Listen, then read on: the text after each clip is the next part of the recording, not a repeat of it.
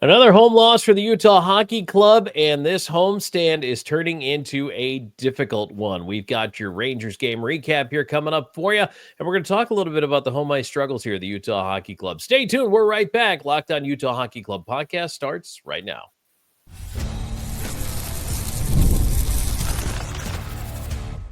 You are Locked On Utah Hockey Club, your daily podcast on the Utah Hockey Club, part of the Locked On Podcast Network, your team every day.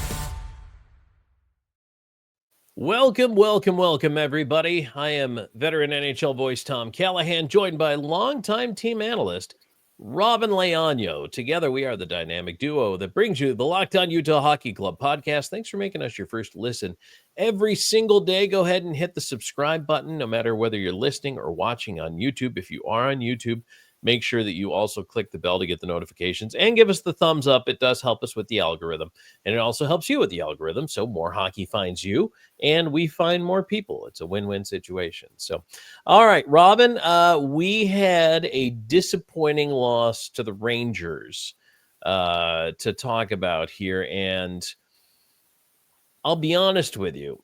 I liked the first period, and I generally like the Utah Hockey Club first period. I even like the second period tonight, which is a little bit harder to come by for me.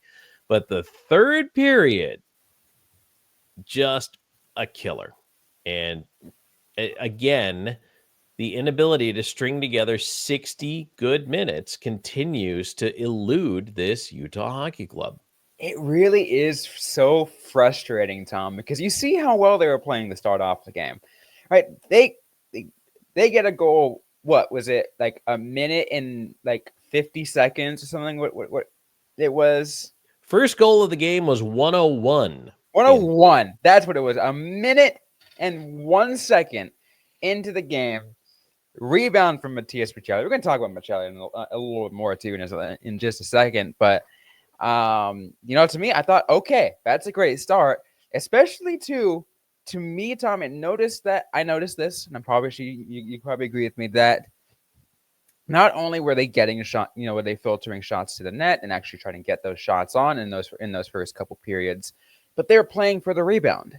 They saw the perfect rebound opportunity, saw that weak spot for Juraj Shesterkin and took advantage of that, and that's where a couple of those goals really came in handy for them. They were real lunch pail type goals. And both of Maccelli's were, as you say, right in close, scrambling, battling, just trying to get to pucks. And you end up scoring those goals that way. Those are hardworking goals, but that's what you needed to see. And I also like that the Krause line was buzzing, I thought, early on. And I've said it before, if those guys are engaged and they're hitting things, that is a line to be reckoned with. I like when they're the straw that stirs the drink. So right. Again, everything looked like it was pointing and getting off to a pretty good start. Now, I will talk about the goaltending a little bit here. I didn't think Veg had a bad start. I think a couple of pucks were deflected on him. There was some difficult tips in there, including the goal by Kreider in the third period.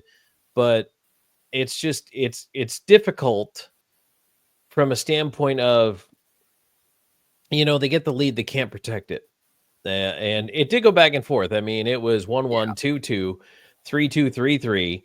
And then, the Rangers end up getting away with it. But I like that Utah started each period well. They scored early in both periods. They got through a really difficult 5-on-3 penalty kill at a key juncture and were able to kill it off. And I mean, Delta Center was rocking, Robyn, at that point. Oh, yeah. They were on fire. And you know what? The game looked so good at that point. I was like, man, they're actually going to pull this off. They're going to get this one in the win column. I mean, I was feeling that right after the UHC killed off the 2-man advantage for the Rangers, and I could just feel like, and again, we're not there at the arena. We're watching from the comfort of our own homes, but through the TV, I could feel the energy from the Delta Center when they kill off that 2-man advantage, and they still had the lead at that point. It was a 3-2 lead at that point, and they kill off. And I even tweeted it. That is a crucial kill. You still have the lead, and you kill off a 2-man advantage. Like, that should keep your momentum going. ideally, that's what that's what it should have done. Yeah, it's just tough. I mean, you look at the starts to the periods are great, first and second. Maccelli scores 101 into the first. Cooley scores on the power play 57 seconds into the second period. And at that point, you're back up 3-2. It was 2-2 after one, and then it was 3-2. That was the only goal, by the way, of the second period. But I like that second period. And again, we're talking about that 5-on-3 kill in there as well. But then here comes the killer, Rob, in the third period. 28 seconds in. Not only do the Rangers score, but they score a shorthanded goal.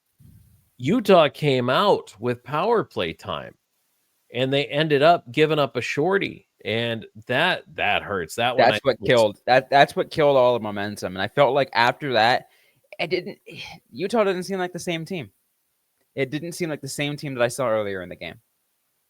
Do you feel like there was a little bit of here we go again at that point? I mean, what do you see on the bench? What are you looking at that point for like body language and that kind of thing? Yeah, obviously I'm looking at the body language because I'm thinking in my head when something like that happens, people are gonna roll their eyes, people are gonna lose a little bit of confidence, and they're like, oh my God, we're going through this. This is just something that we just can't shake. This is just bad puck luck for us, and it's something, whatever it is, we just can't shake it.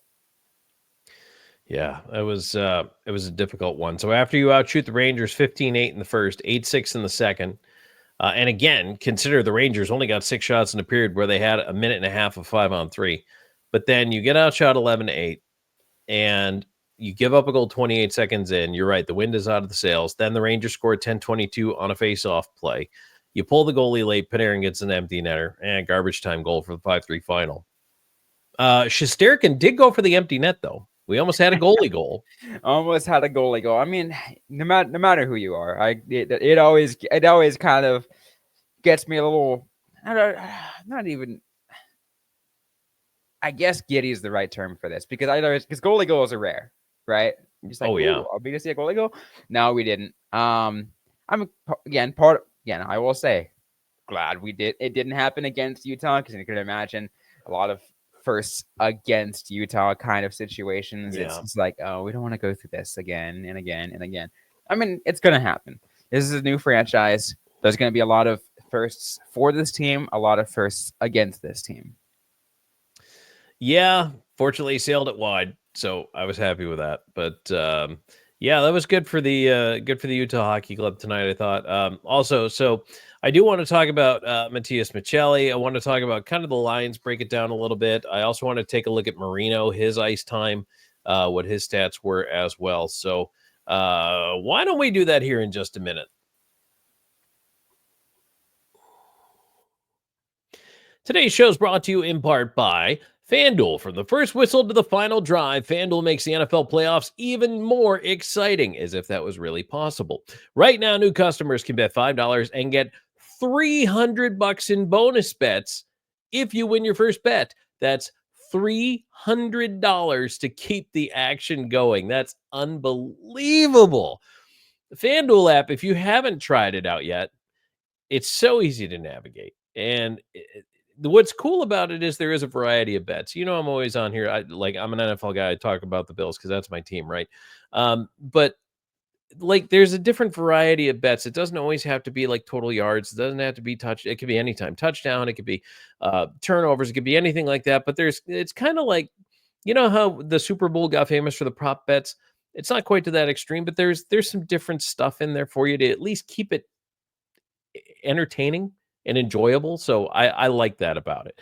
The other thing that's cool is when you win, you get paid instantly. So that's cool. You don't have to wait around, whether you're betting on your favorite team or just looking to add some extra excitement to whatever game you're watching. And we got 4 of them coming up this weekend. FanDuel has you covered. Just visit FanDuel.com to join today and get started with $300 in bonus bets. That's FanDuel.com. Make this playoff season unforgettable with FanDuel, an official sportsbook partner of the NFL.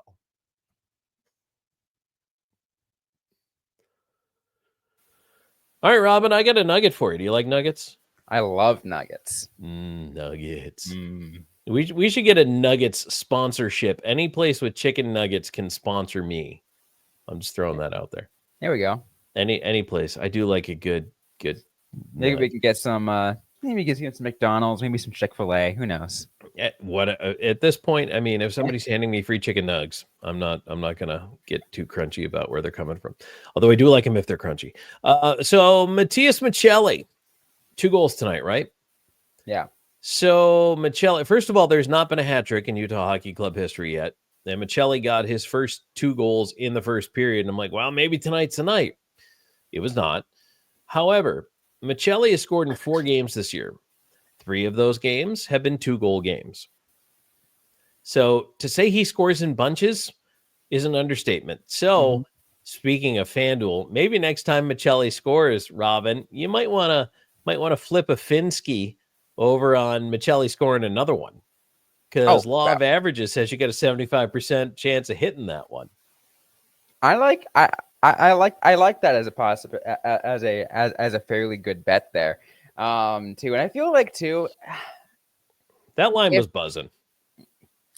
I think maybe it's something you can find as a possible bet, but as Mattias Maccelli being the player to eventually get the UHC's first hat trick, because I feel like at this point, if he's gonna get it, if someone's gonna get it, I feel like it's gonna be him.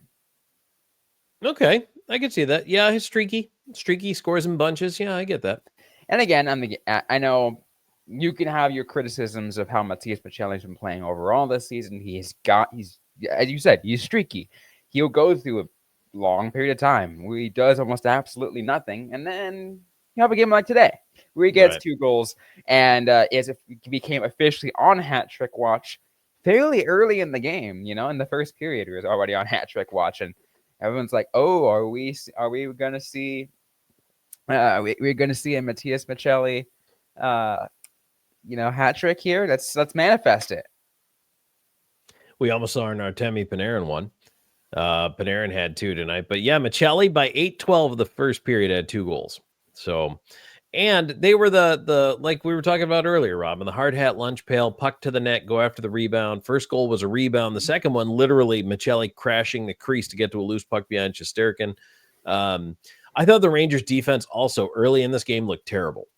Yes. They were running around. They were disorganized. Their coverages were just absolute garbage. Like they struggled.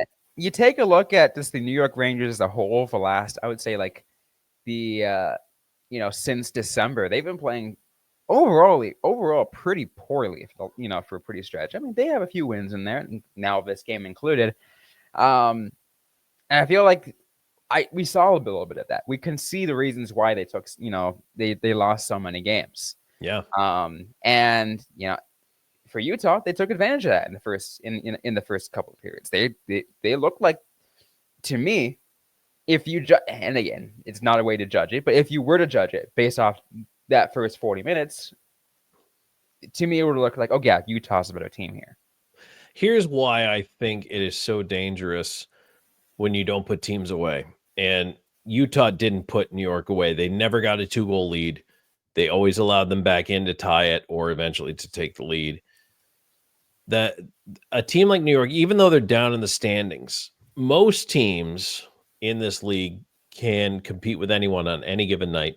And the Rangers are stocked with talent. They're having a down year. Don't get me wrong. They're just not, for whatever reason, putting it together. But Panarin can take over a single game. Kreider can take over a single game. And sometimes they do. Shesterkin can steal you a single game. If he gives up 3, but you give him 4, tonight he didn't give up 4. He got much better as the game went on. And that is how the Rangers, in my mind, can still turn into a playoff team. I think the Rangers have plenty of time to get it together, go on a run with the talent they have.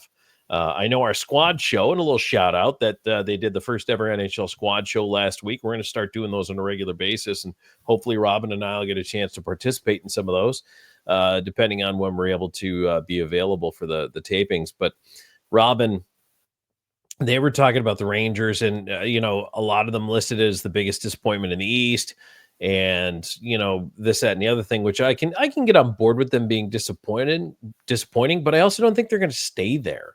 And that's why you have to take advantage of teams when they're in this lull right now. Yeah. But instead, you lose what I would call another winnable game. And now that is 3 straight losses of winnable games, and your homestand is now 1-4.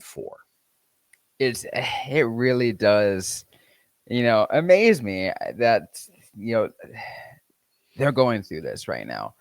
And here's the thing, Tom, like my expectations for this team has changed, and we've talked about this, right? Beginning of the season, I'm like, yeah, this team feels like a bubble team. I feel like they're going to surprise a lot of people. I feel like they're going to have a lot of good, a lot of great games out there. And granted, as we talked about, the quote reason, not excuse of defense being mostly injured.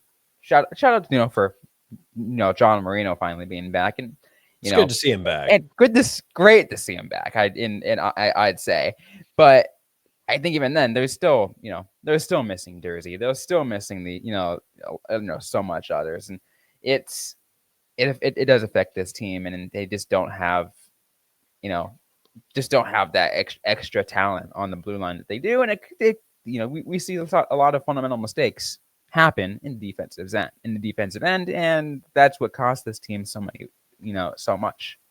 And Jersey could be a couple of weeks away, so that's encouraging at the very least. But you mentioned, and thank you, because I wanted to go back and talk about Marino and his ice time in this one, -1, no points, but his ice time is now increased to almost 20 minutes. It's 19:54, 26 shifts.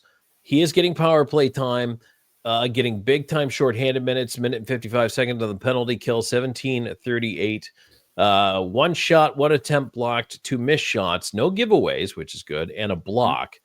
There were a couple of big time giveaways tonight, one of which, I'll tell you what, the Rangers did an excellent job on the forecheck. They were actually the personification of a forecheck. They forced Sergachev to cough the puck up behind the net.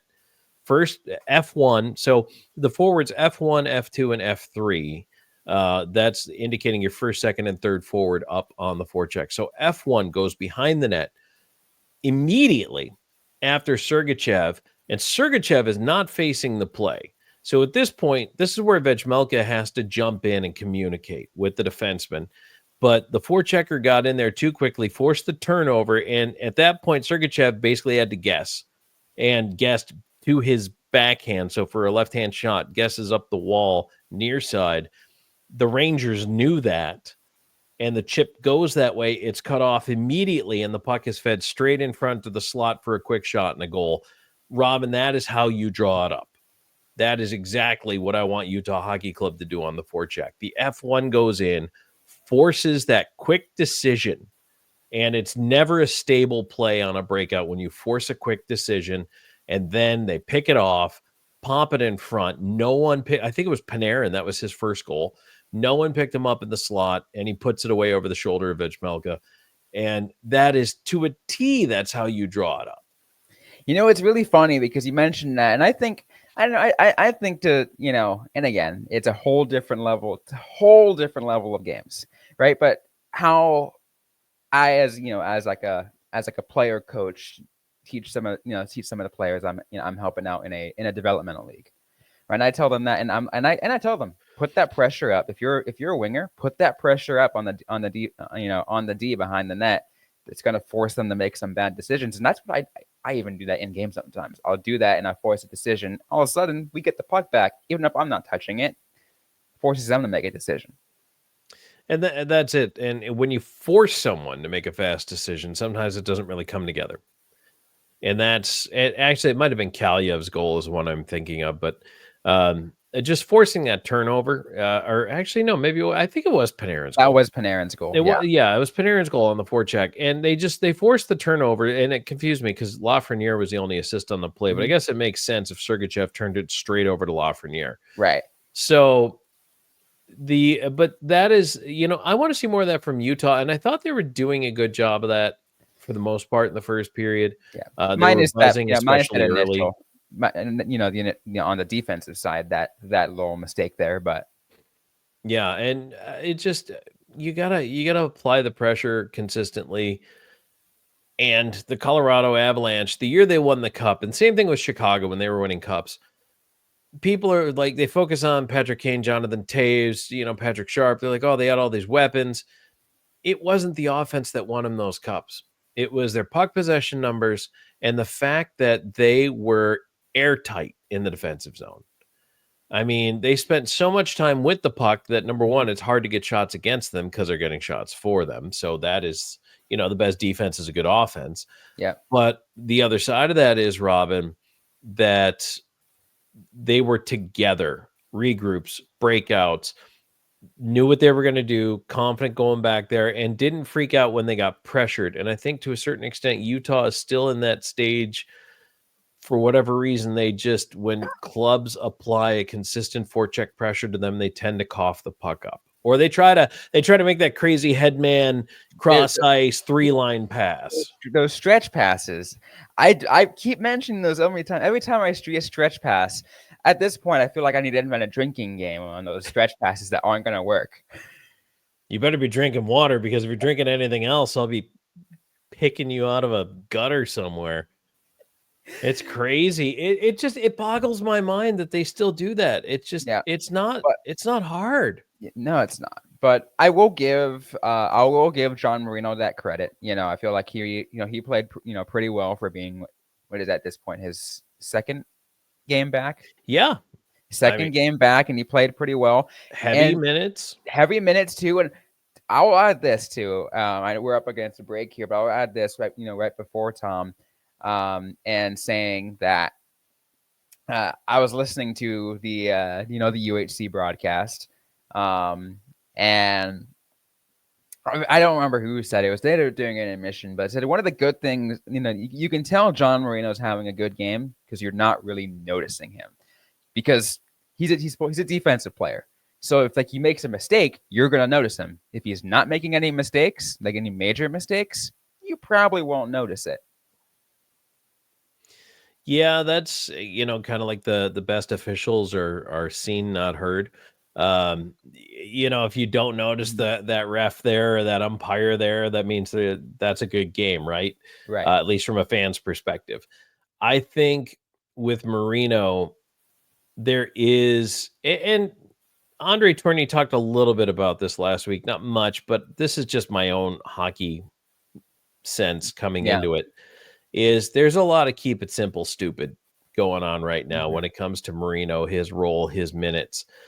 I'm not saying he's not logging big minutes, but it is, look, you're still getting all the game feel back, and that makes you play a little more conservative. It makes you make the short pass or the easy route or the quick clear, and it is a safer game. You don't hurt your team with off the boards and out, off the glass and out. You might not help them in transition. Sometimes you might not help them on the breakouts, but you're certainly not hurting them. You're not coughing up a puck and a prime scoring chance when you're doing stuff like that. So, but you're right. Marino, I really, thought he blended him well. And I think maybe once Durzi gets back and we get our deep pair back together, this team could be a little frightening defensively, but it's going to take a while to knit that all together. It will take a little bit, but I feel like, and we talk about how crucial this month is, but I feel like that, to me, who knows if it's at that point, the quote too late bit, but let's say post Four Nations, we might experience a whole different UHC team. Could be.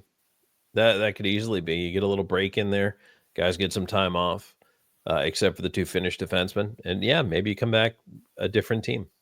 We'll definitely have to see that. But we're going to continue this episode of the Locked On Utah Hockey Club podcast. We're going to get a little bit more into those home ice struggles, Tom, and as well as just take a look at the road ahead for the Utah Hockey Club. We'll get to that right after this.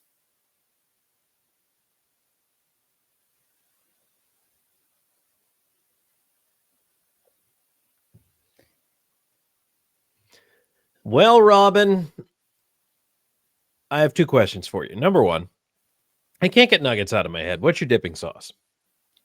Ooh, that's a good question. It depends on what I guess what exactly I'm eating. If it's just it's like standard fast food chicken nuggets,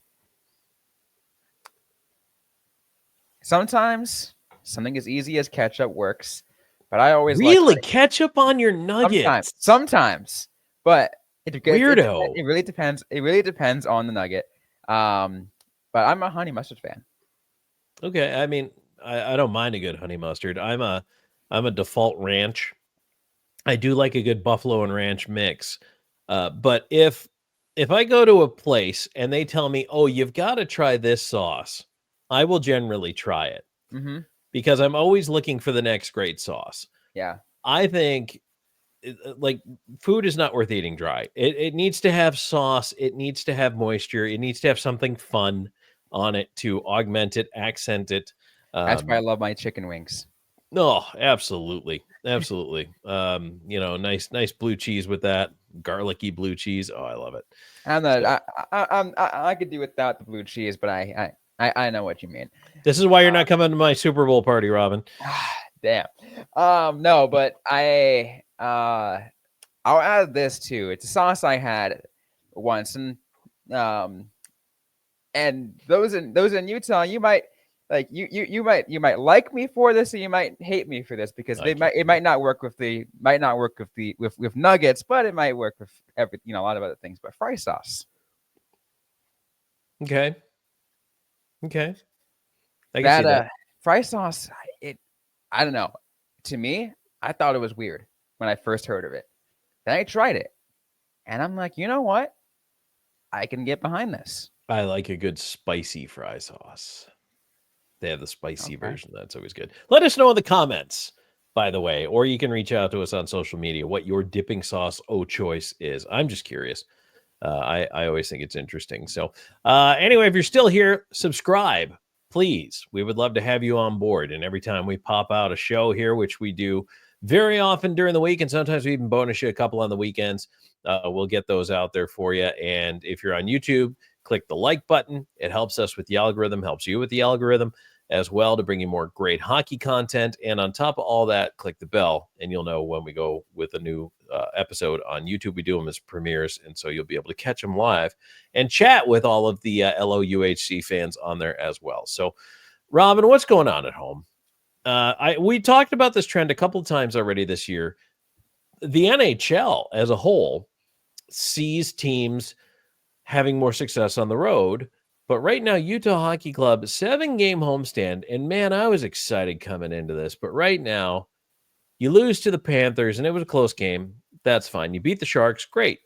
But you lose to the Islanders, in my opinion, should have beat them. You lose to the Canadians, in my opinion, should have beat them. You lose to the Rangers, and honestly, I think you should have beat them. Mm-hmm. Now, you've got 4 losses in 5 games, and then you have St. Louis Saturday and Winnipeg on Monday. What's going on at home? It's got to be some kind of curse, Tom, of something going on in downtown Salt Lake City, because, I'll make a comparison here. And granted, the Utah Jazz are not a good team in the NBA this year, but take a look at their home record as well. It is abysmal bad. Like, it's both these teams in Utah just cannot win at home.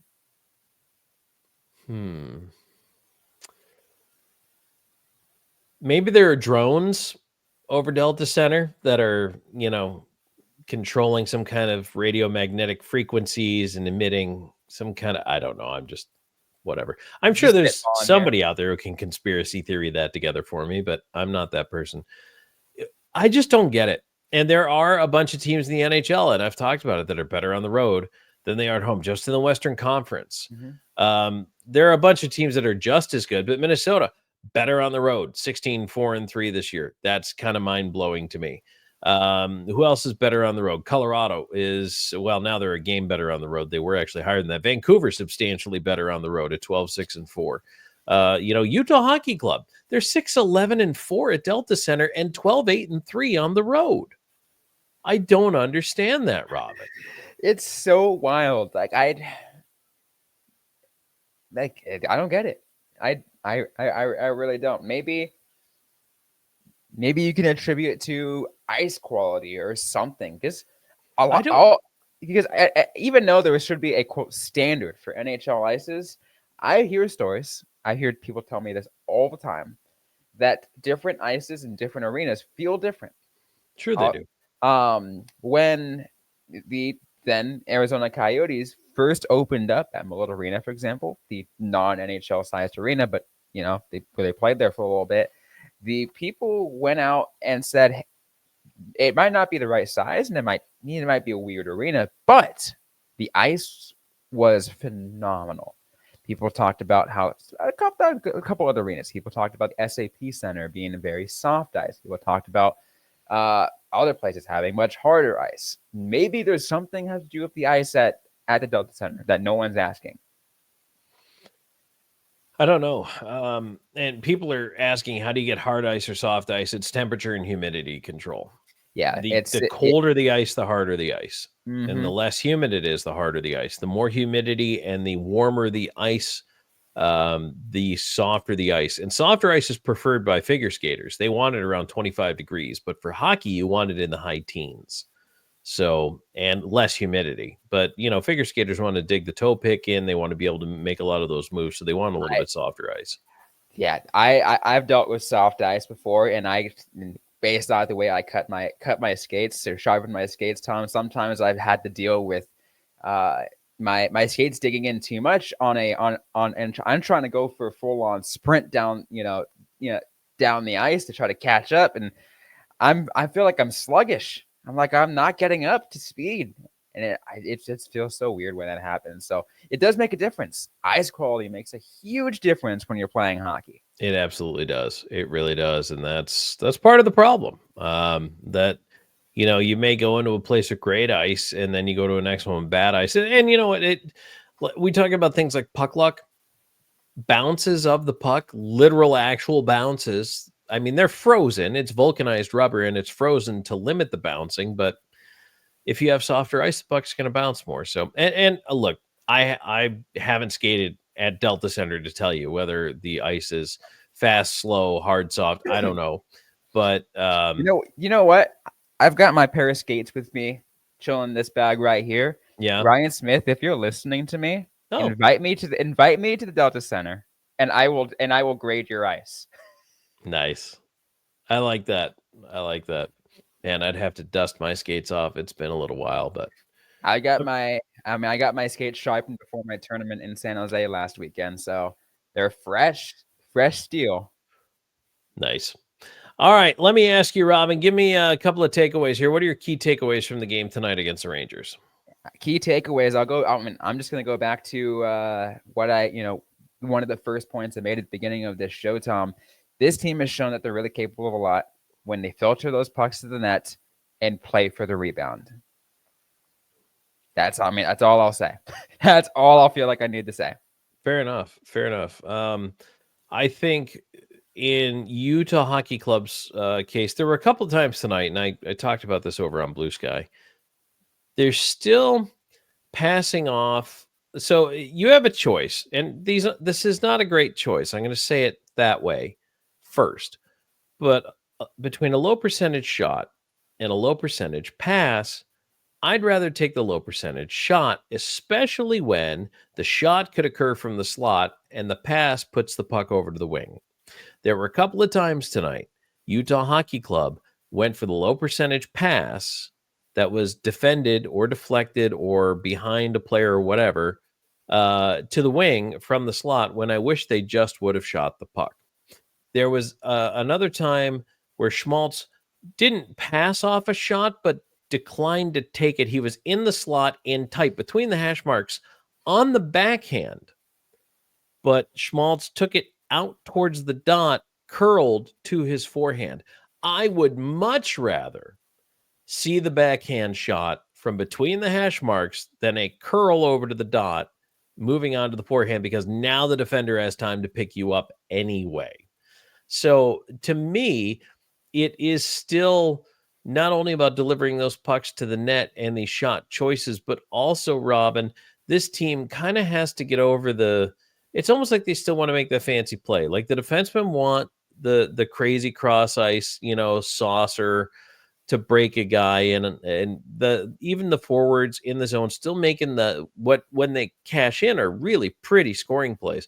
but they're low percentage plays. And I just want to see more shots. I really do. And, Andre Tournier was talking the other day in his press conference about how, we have more attempts in this period. And we had a lot of attempts blocked. We missed the net. And yeah, it's frustrating to miss the net, which it is. But I don't know. I still think they could have more. And you want to elevate both the quantity and the quality, right? And this was his point too. You want to elevate both, and you want to make the game all around better.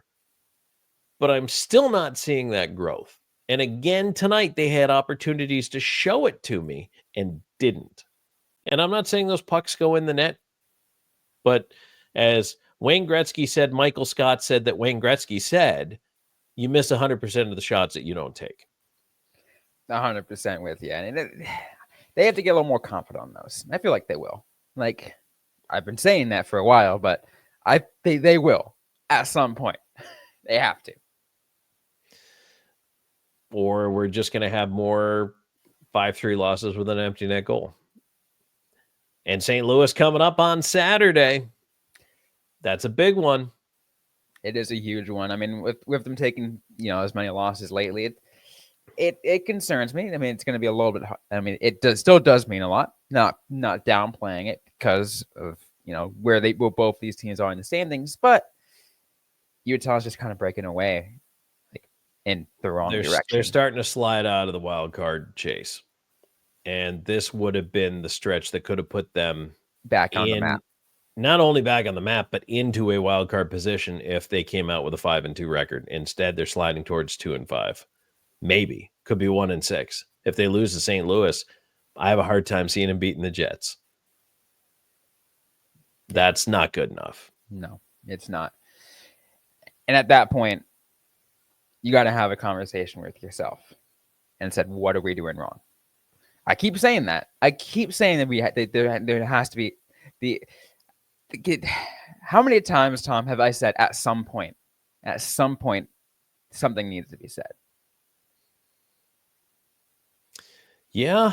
And I don't know. I mean, yeah, there's got to be something coming here because it does have to change. It can't continue the way it is. But, well, back at it Saturday, as they say, pitter patter back at her. So they'll try to regroup here on a Friday and get back into it, and hopefully they unleash the hounds on a Saturday night. And one can only hope at this point. Yeah, absolutely. I'm going to call it. It's a must-win game. Must win against St. Louis because you cannot go 1-6 on this homestand. Manifest a Clayton Keller 5-point game. First hat trick in franchise history coming up on Saturday night. Let's do it. I'm in. All right. Well, that'll do it for this show. We appreciate you being here. And again, we ask you to like and subscribe. I'm over on Blue Sky at Tom Talks. I am still on Twitter and kind of sort of at Callahan on air. Robyn is at Robyn_Leaño on X and at Robyn with a Y, Robyn Ice Time on Blue Sky. Robyn, where else can folks find us? Yeah, you can find the show on X and Instagram and Threads at LO_NHL Utah. If you are still on Facebook, you can find us by just searching Locked On Utah Hockey Club Podcast. Or if you are also, with the times and on Blue Sky, you can go ahead and follow us at Locked On Utah Hockey. The same ads if you are also on TikTok. And if you can't find us on one of those, shame on you. Seriously, come on, we're everywhere. So, plus we're everywhere you get your favorite podcast, and we're right here on YouTube. So, thank you so much for joining us, everybody. Next time we'll talk to you, we'll be previewing that St. Louis Blues game. Keep your taters peeled for that one. So, for Robyn, I'm Tom. Thanks for tuning in to the Locked On Utah Hockey Club podcast.